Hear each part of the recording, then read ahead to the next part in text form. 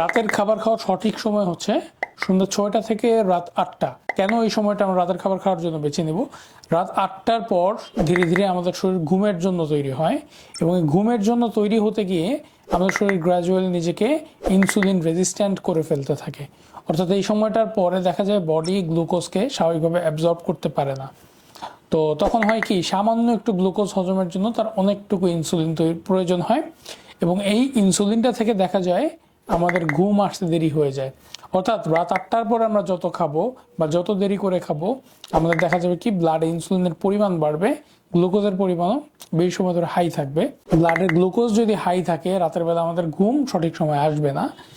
So এই যে প্রক্রিয়াটা, এই প্রক্রিয়াটা এভয়েড করার জন্য রাত 8টার মধ্যে আমরা যদি খাবার শেষ করে ফেলি, দ্যাটস দ্য বেস্ট। সন্ধ্যা 6টা থেকে রাত 8টা এই জন্য রাতের খাবার খাওয়ার জন্য বেস্ট সময়। এই ভিডিওটি যদি আপনাদের ভালো লাগে, শেয়ার করে ছড়িয়ে দিন পরিচিতজনদের মাঝে এবং সাবস্ক্রাইব করুন আমাদের চ্যানেলে।